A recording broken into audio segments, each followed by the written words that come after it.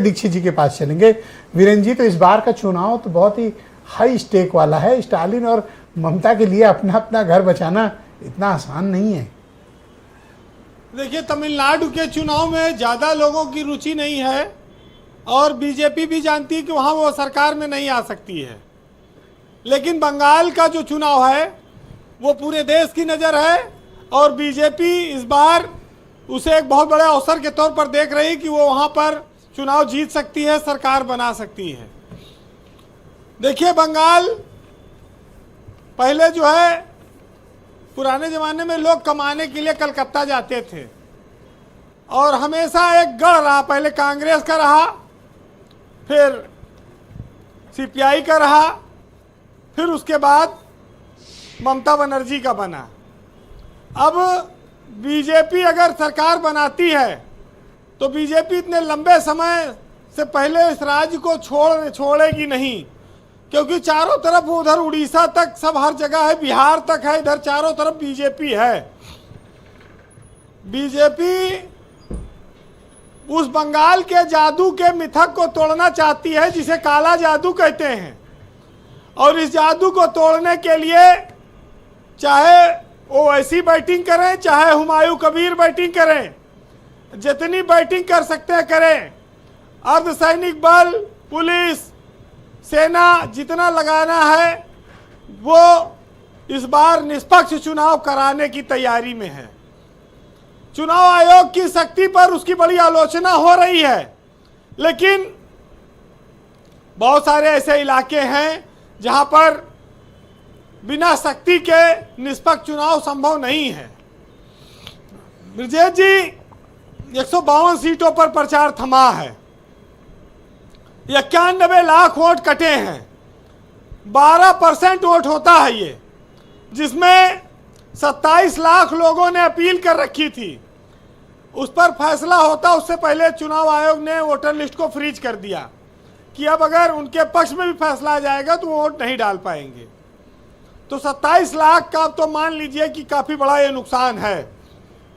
अब उसमें जो जिंदा थे वो बहुत मृतक बना दिए गए, कुछ डुप्लीकेट नाम थे वो काट दिए गए और कई लोगों के कागजों में कमी थी जिसकी वजह से काट।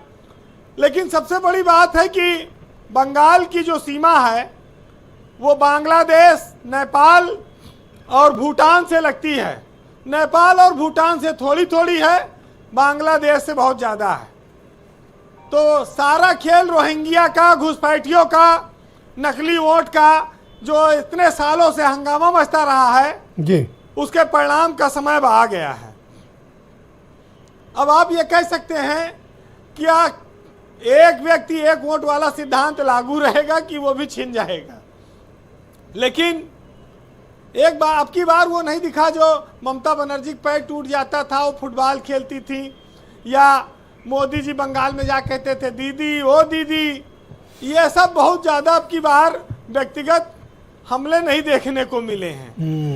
लेकिन ये जरूर है कि जो 30% मुस्लिम वोट है बंगाल का, उसमें ओवैसी बिहार की तरह ही एक बड़ा रोल निभा रहे हैं और जबरदस्त वोट कटिंग होगी और इस बार बीजेपी के लिए बहुत अच्छी संभावना है।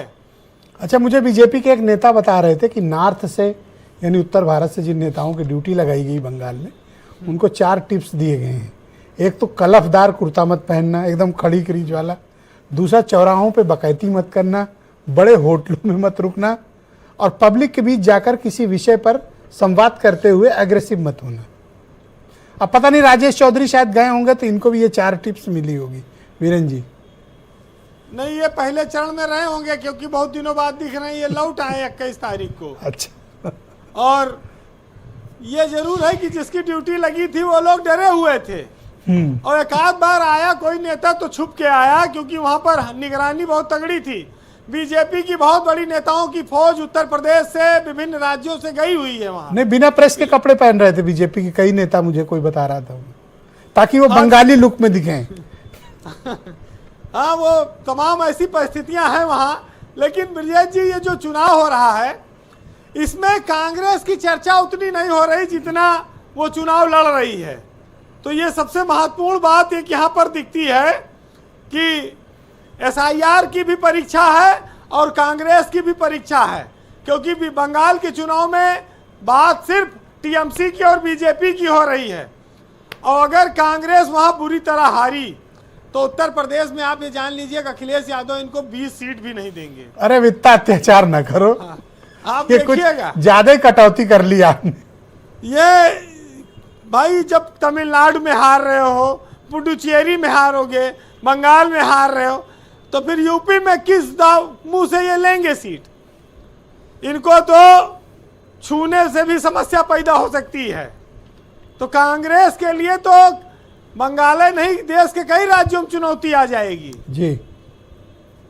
फिलहाल आप बंगाल के जादू पर एक शेर सुनिए कि अपने जादू पर बहुत नाज न करे जादूगर, कोई जादू हो वो बंगाल में कट जाता है, और इलेक्शन तक वो गरीबों का सिर्फ हुजरा देखते हैं और इलेक्शन जीतने के बाद बस मुजरा देखते हैं। काला जादू तो बंगाल से ही आया ना वीरेन जी? हाँ हाँ, काला जादू जिसमें लोग कमाने जाते थे कलकत्ता और महिलाएं रोने लगती थी कि डाकनियों कहीं उन पर कब्जा न कर लें, आदमी वहां से लौटे ना, लोग दूसरी शादी करके लौटते थे। बंगाल से?